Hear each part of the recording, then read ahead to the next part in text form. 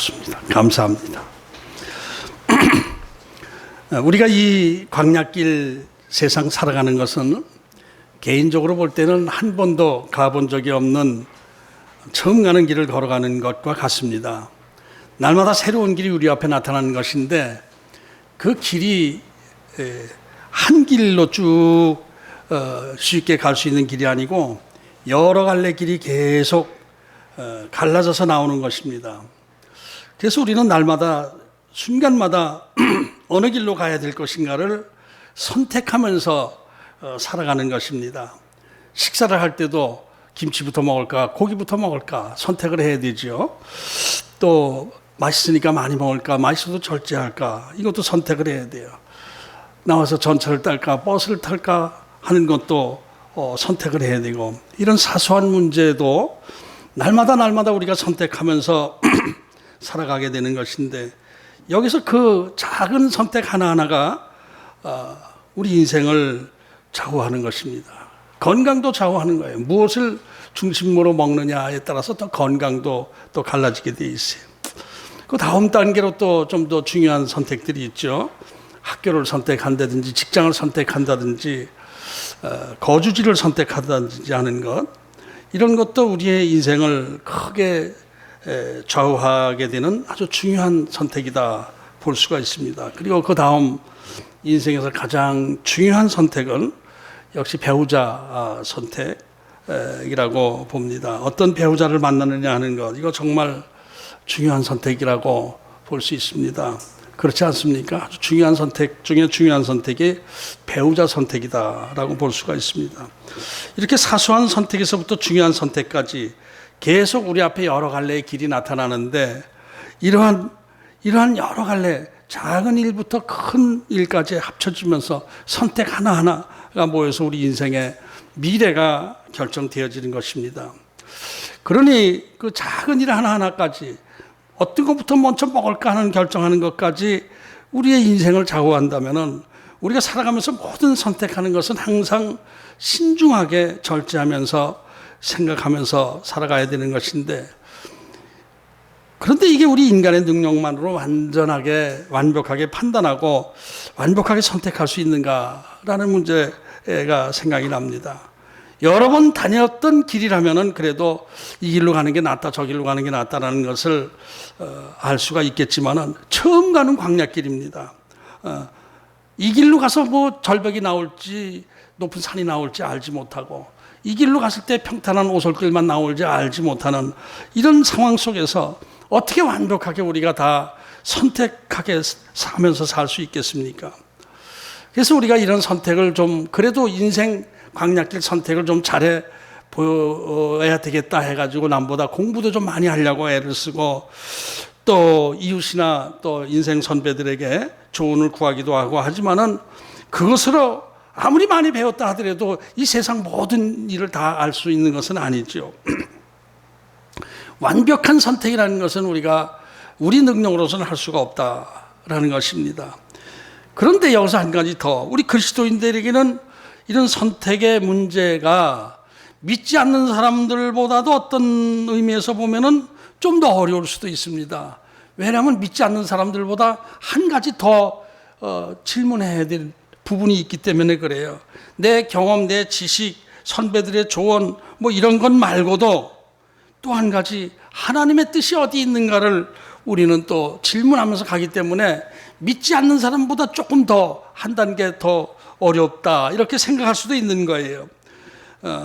그런데 우리가 이제 하나님께 우리 나아갈 길을 이리 가야 됩니까 저리 가야 됩니까 라고 질문할 때 하나님께서 바로 이리 가라 저리 가라 동쪽으로 가서 김씨라는 사람을 만나라 뭐 이렇게 딱딱 알려주시면 참 좋은데 그게 하나님께서 그렇게 말씀을 잘 안 하시더라고요. 종교개혁자 마틴 루터도 그래서 이렇게까지 얘기했어요. 하나님은 숨어 계시는 하나님이시다. 얼마나 답답했으면 그렇게 얘기를 했겠어요. 하나님은 아무리 우리가 찾고 갈급한 심령으로 하나님을 찾아도 침묵하실 때가 많기 때문에 숨어 계시는 하나님이시다 이렇게 말할 정도로 하나님의 뜻을 분별한다는 것이 그렇게 신앙생활하면서 쉬운 일이 아닙니다. 우리 인간의 생각과 계산 이런 것이 하나님의 뜻과 꼭 같지는 않습니다. 내 생각에는 이 길로 가는 게 옳을 것 같은데, 그래서 그 길로 어렵게 선택해서 가다 보면은 이상하게 그 길이 아니고 자꾸 장애물이 생기고 엉뚱한 길로 내 삶의 방향이 바뀌어지기도 하고 하는 거예요. 기도도 우리가 할 만큼 했다고 생각하는데도 하나님의 뜻은 여전히 애매할 때가 많아요. 그래서 우리 인생길이 쉬운 것이 아닙니다. 우리 그리스도인의 신앙생활도 그렇게 쉬운 것이 아니에요. 그렇다고 해서 하나님이 우리에게 아무 도움도 안 되고 소용도 없는 분이신가? 아니죠. 예. 전체적으로 보면은 결국 우리 하나님의 자녀들의 길은 하나님께서 다 책임져 주시면서 결과적으로 합력해서 선을 이루는 길로 인도해 주신 것을 우리가 믿어야 되는 거예요. 숨어 계시는 하나님 같지만 절대로 숨어 계시는 것이 아니고 우리 길을 섬세하게 우리 길을 앞서서 이끌어 주시는 분이시다. 우리 인간은 연약하기 때문에 언제든지 자꾸 딴 길로 빠지게 되고 또 근시안을 가졌기 때문에 멀리 내다보지 못하고 눈앞의 것만 바라보면서 허우적될 때가 많아요.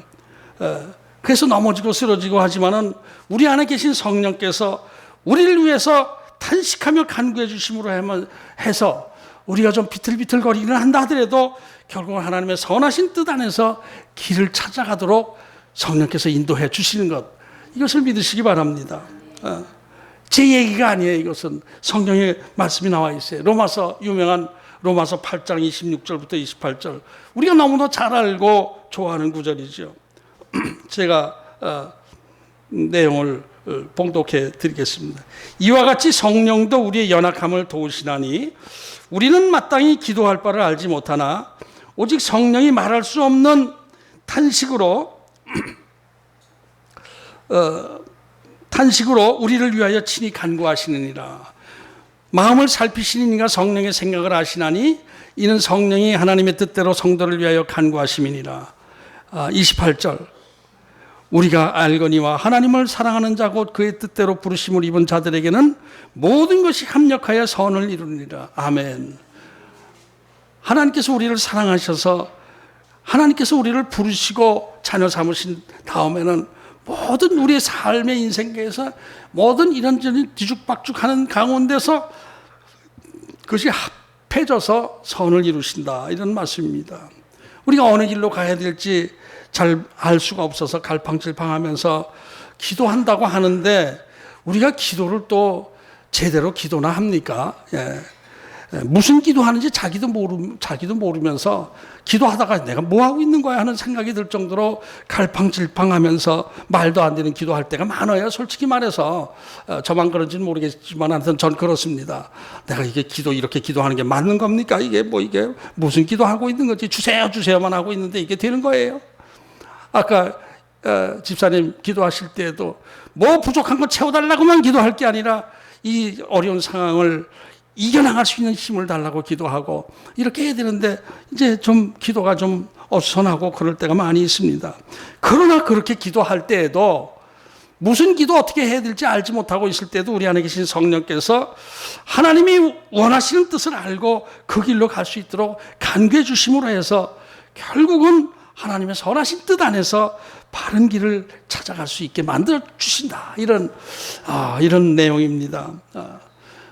우리 인생이 그렇고 아브라함의 인생도 그렇지 않았습니까?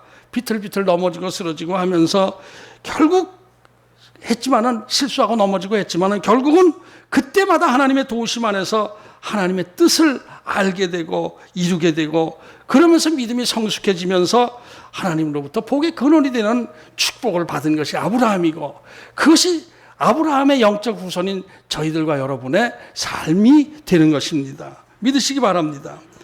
그래서 저와 여러분의 모든 삶이 결국은 하나님에서 합력해서 선을 이루신다. 그리고 아름다운 열매 맺을 수 있다라는 것을 다시 한번 믿고 아멘하는 시간 되길 바랍니다. 그런데 이렇게 하나님께서 우리의 길을 쭉 선한 길로 합력해서 선한 길로 인도해 주신다 하니까 아이고 알겠습니다. 감사합니다. 그럼 오늘 그냥 들어 누워가지고 하나님의 인도하심만 기다리겠습니다. 그러고 골방에 들어 누워서 그저 이렇게 사과 떨어지기를 기다리고 밥 떨어지기를 기다리고 이렇게 하면 되겠습니까? 아니죠. 그죠? 하나님은 하나님의 뜻을 이루시고 우리를 향한 계획이 있으시지만은 그 계획을 이루실 때에는 반드시 먼저 하시는 일이 우리 마음속에 그 마음을 주시는 거예요. 하나님의 소원을 우리 소원이 되게 마음을 주시는 거예요. 그게 기도하게 하시는 거예요. 그 하나님의 역사는 우리의 기도를 통해서 나타나는 겁니다. 하나님이 우리를 통해서 무슨 일을 계획하실 때에도 반드시 우리에게 먼저 기도를 시키시고 그 다음에 그 기도대로 이끌어 가시는 거예요. 그래서 내 마음속에 어떤 기도의 제목이 막 강렬하게 생기고 막 내 영적으로 기도하고 싶은 생각이 들 때 그건 하나님께서 지금 내가 응답해 줄 테니까 기도해라고 말씀하시는 거거든요. 그래서 기도를 해야 돼요. 복 받는 지름길이 바로 기도에 있는 거예요. 그래서 하나님께서 우리의 길을 전부 다 인도하시지만 그럼에도 우리는 그때그때 순간순간 하나님께 질문하면서 하나님께 여쭤보면서 나의 선택할 길을 방향을 정해 나가야 되는 것이죠. 오늘 본문은 아브라함의 가문에 아주 중대한 임무를 띠고 길을 나선 아브라함의 늙은 종의 이야기가 나오고 있습니다.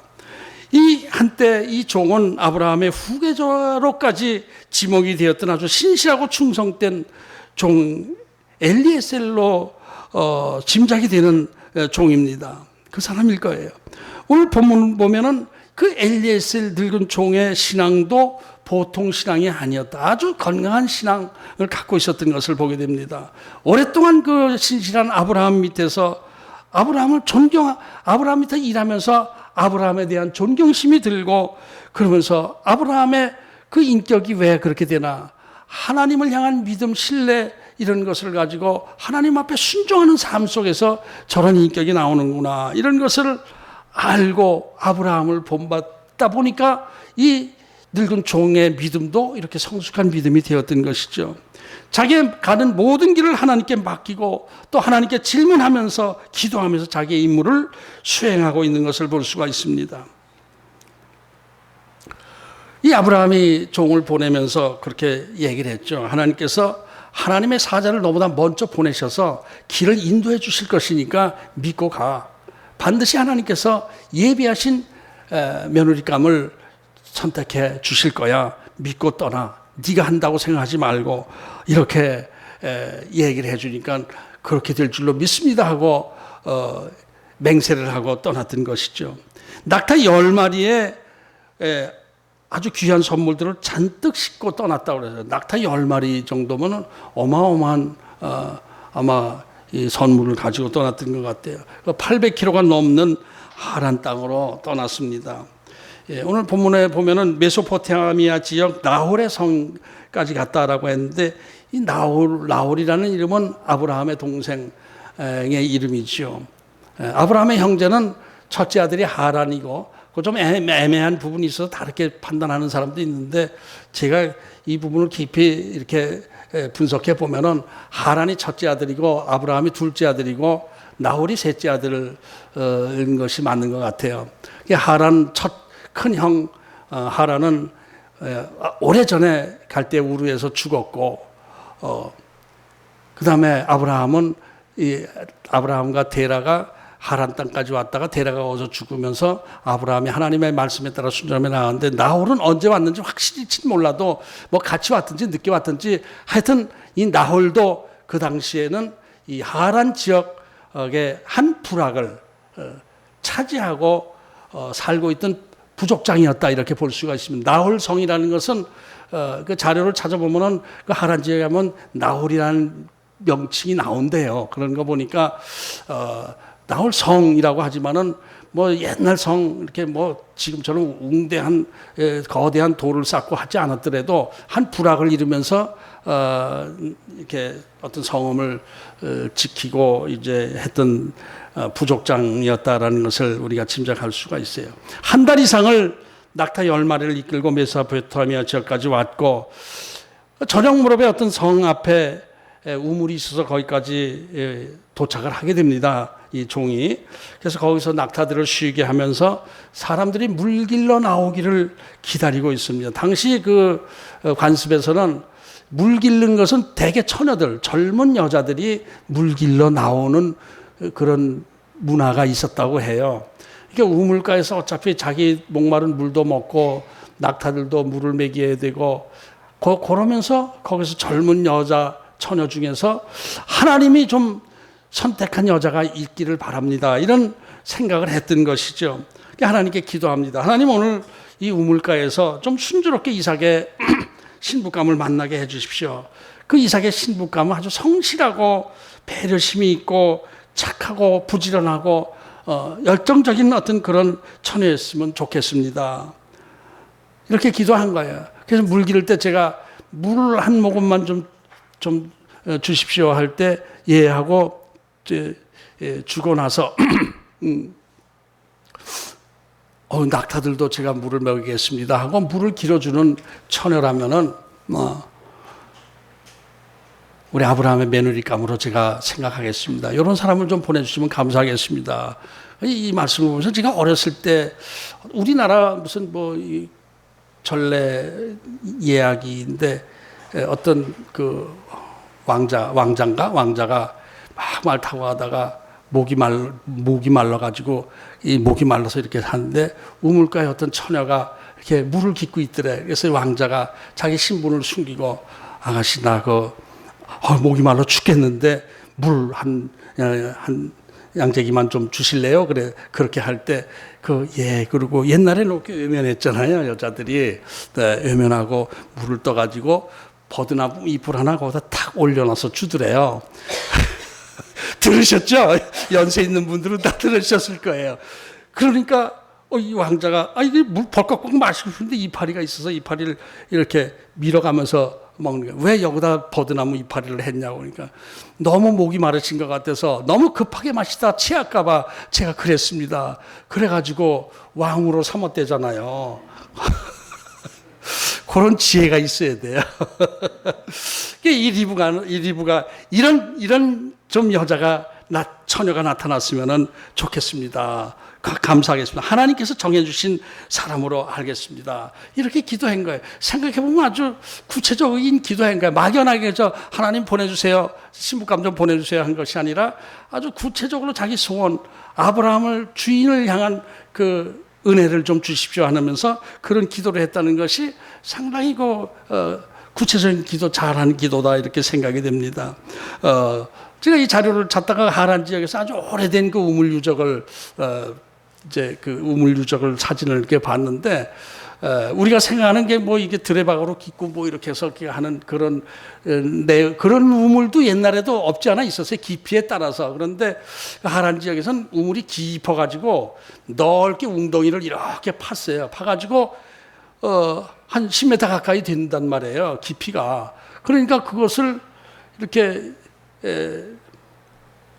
이 나선형 계단으로 이렇게 가상세로 빙빙 돌아가면서 이렇게 내려가서 한번 샘물 같은 것이 있으면 거기서 떠다가 다시 어깨에다가 이 물동이를 쥐고 계단을 이렇게 올라오는 거예요. 여기 오늘 본문에도 그런 우물 형태라는 것을 설명하고 있어요. 여기서 보면은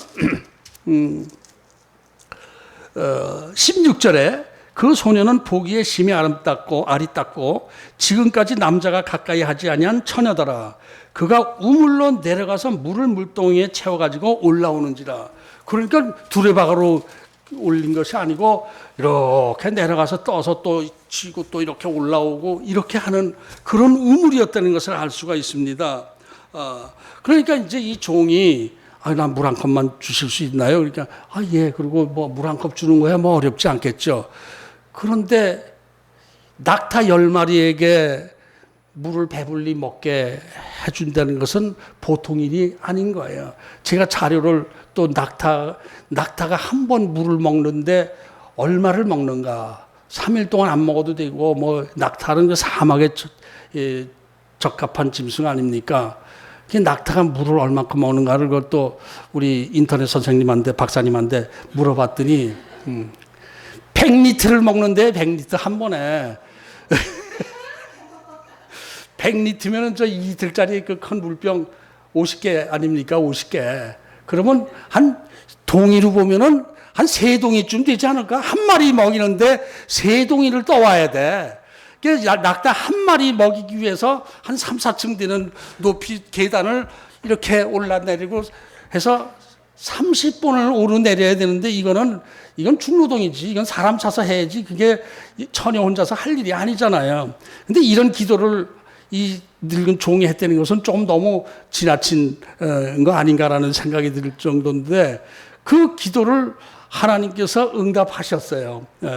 그랬어요. 그래 저 같으면은 여기 계신 분 같으면은 낙타 10마리를 갖고 왔으면 혼자서 오진 않았을 거예요. 혼자서 낙타 10마리 끌고 왔겠습니까? 낙타 한 마리당 또 그 부하 종들 한 명씩 해서 한 10명 가까이 집단이 왔을 거예요. 왜냐하면 그 험한 길 가는데 강도를 만날 수도 있고 하니까 보호 차원, 그 귀한 선물을 가지고 가는데 보호 차원에서도 한 10여 명 되는 종들을 종들을 데리고 왔을 가능성이 많았어요. 그러면은 아가씨, 우리가 할 테니까 우리가 동이만 좀 빌려주십시오. 우리 물동이도 여기 있습니다. 해가지고 몇 사람이 이렇게 하면 금세 될 텐데 묵묵히 쳐다보고 있었어요. 아가씨 혼자서 오르내리고 이러고 오르내리고 땀을 뻘뻘 흘리는데 묵묵히 쳐다보고 있어요. 왜냐하면 하나님이 정하신 배필인가 아닌가를 알기 위해서 질문하는 기도하는 마음으로 그걸 보고 있었던 거예요. 참 나쁜 할아버지 같은데. 근데 이 리브가 처녀는 낙타 10마리가 다 배부를 때까지 혼자서 오르내리면서 물을 길었던 거예요. 이 늙은 종이 하나님께 그런 기도를 드리자마자 하나님께서는 미리 계획하고 계셨다가 리브가를 보내주셨던 것이죠. 하나님의 계획은 이렇게 모든 것을 계획하시고 우리 마음속에 기도의 제목을 주시고 소원을 주시고 기도하게 하시면서 또 정확한 타이밍에 맞춰서 응답해 주시는 하나님이시다 하는 것을 보게 됩니다. 이것은 물론 하나님께서 아브라함에게 복을 주시기 위해서 아브라함의 후손들을 위해서 열국의 조상 어머니가 되게 하는 그 며느리를 구하기 위한 하나님의 계획 안에 있었다고 하지만은 그러나 그 모든 것이 하나님의 계획 안에 있고 그것은 또 우리의 모든 삶에도 하나님께서는 우리에게 이렇게 빈틈없이 계획하시면서 우리 인생에 길을 열어 주시는 것입니다. 배우자를 선택할 때에 배우자를 놓고 하나님 앞에 기도할 때에도 하나님은 다 계획하고 알고 계셔요. 다 알고 계십니다. 귀 있는 자는 들을지어다. 가장 적합한 대상을 준비해 놓으셨다가 가장 적절한 때에 만나게 하시고 열매 맺게 해 주시는 줄로 믿습니다. 그리고 이제 좀 후회하시는 분들이 계시면은 그래도 하나님께서 가장 좋은 열매 맺게 하기 위한 가장 최선의 배우자를 선택해 주셨다라는 것을 믿고 그냥 감사하시기 바랍니다. 자꾸 텔레비 보면서 이쁜 여자 나오면 저 여자를 고를 걸 왜 또 이 여자를 골랐나 하지 마시고 그러지 마세요. 제가 보기에 이 안에 리브가의 줄기세포를 가진 분들이 꽤 여러분 계신 것 같은데 우리 그리스도인들의 삶 가운데 되어지는 모든 일들이 다 하나님의 섭리해 주신 것을 우리가 믿어야 되는 거예요. 다 하나님께서 계획해 주셔서 그렇게 된 거예요. 믿지 않는 사람들은 이것을 인정하지 않기 때문에 자기에게 일어나는 모든 일들을 그저 우연으로 생각하는 경우가 많이 있죠.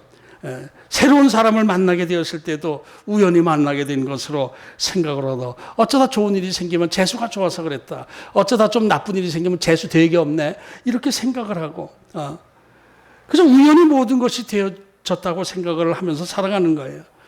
왜냐하면 우주 만물이 되어진 것도 과학에서는 뭐라 그래요? 우연히 생겼다고 그러잖아요. 생명체가 생긴 것도 우연히 생겼다고 그러잖아요. 뭐 어떻게 그냥 뭐 이렇게 흘러다니다가 이렇게 원자끼리 이렇게 만나가서 어떻게 되다 보니까 꿈틀꿈틀거리게 됐다고. 그게 생명의 시작은 말도 안 되는 것을 과학이 얘기를 하고 있는 것이죠. 모르면 모른다고 그러지. 창조론을 믿지 않고 왜 자꾸 창조론을 부인하면서 자꾸 우연히 생겼다고 그러는지. 이 모든 것은 다 하나님께서 창조하시고 우연히 된 것이 세상에 하나도 없습니다. 우연은 없습니다. 저와 여러분이 만난 것도 우연인 줄 아세요? 우연은 아닙니다. 하나님의 선하신 인도하심 안에서 지금 이 자리에서 우리가 같이 예배드리고 있는 거예요. 천지를 주재하시는 하나님께서 우주 만물을 창조하시고 이끌어가시고 하는데 얼마나 그 수가 깊은 수를 읽어야 되겠습니까? 그래서 이리저리 이렇게 우주 만물을 이끌어가시는데 저와 여러분을 보내시고 또 이렇게 만나게 하시고 아니 전 미국 어딘지도 모르는 분이 왜 여기 와서 예배 드리는지 그걸 어떻게 알아요 우리가?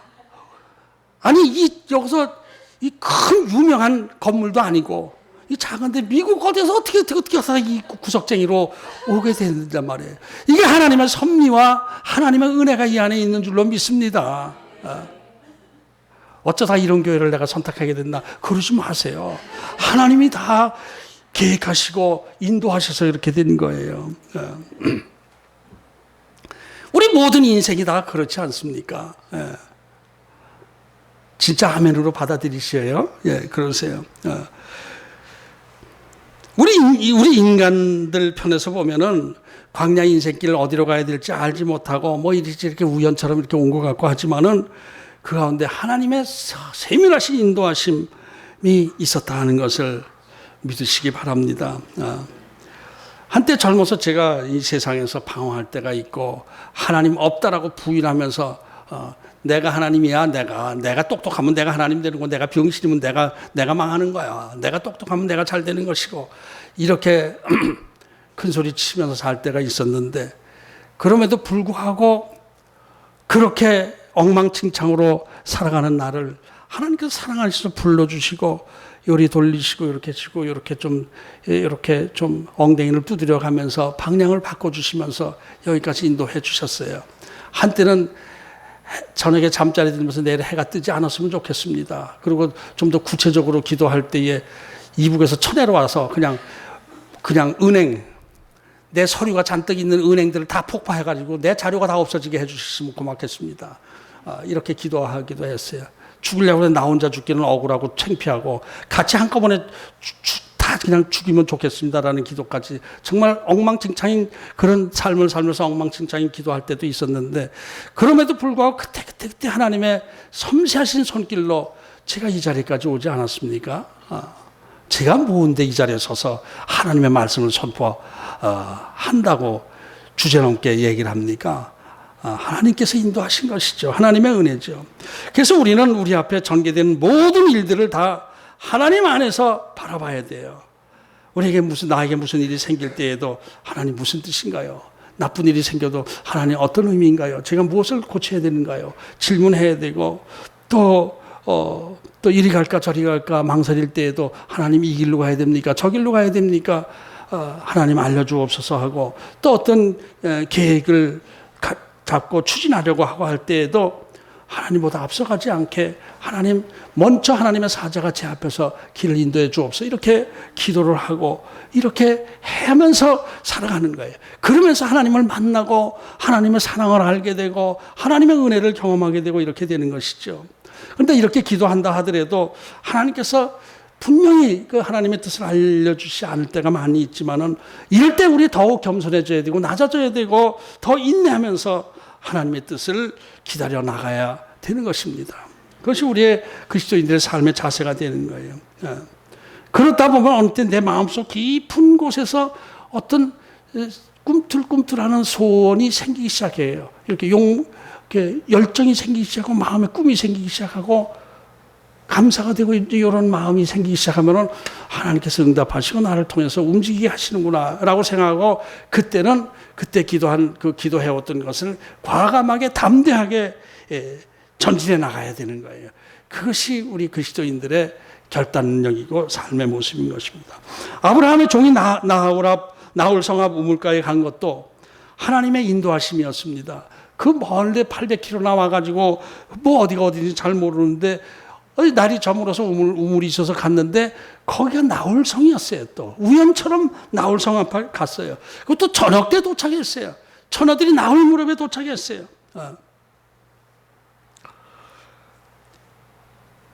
그러니까 그리고 또 우연처럼 그때 또 기도를 끝나자마자 우연처럼 리브가가 그때 나오게 됐어요. 모든 것이 다 우연처럼 되어진 것 같지만은 하나님의 인도하심 안에서 이루어진 것이다. 이것을 다시 한번 이렇게 느끼게 되면서 감사하게 되는 거예요. 믿음 없는 눈으로 보면은 모든 게 다 우연처럼 보여지지만은 믿음의 눈으로 보면은 모든 것이 다 하나님의 섬시하신 손길 안에 있었다라는 것을 제 삶의 과정에도 그렇고 오늘 성경에도 그 말씀이 그대로 기록되어져 있는 거예요. 뭐 염려하고 근심하고 두려워하고 우린 그래요. 연약해서 믿음이 없기 때문에 우울해지기도 하고 서늘해지기도 하고 어떤 때는 이러다 큰일 나는 거 아니야? 하나님이 다 보고 계시고 알고 계셔요. 우리 앞에 벌써 예배 놓고 계신 계획이 있으시단 말이에요. 그래서 염려하고 두려워하지 마세요. 또 사람을 만나고 헤어지고 하는데도 원망하거나 미워하거나 하지 할 필요가 없어요. 다 하나님께서 뜻이께서 만나게 해주신 것이니까. 사람은 한 사람 만나게 된다 하더라도 하나님이 만나게 하신 사람이니까 하나님을 대하듯이 겸손하게 대하고 하나님을 대하듯이 서로 이렇게 희생하며 도우며 살아갈 때에 거기서 하나님의 선하신 뜻이 또 이루어지고 이렇게 되는 것이죠.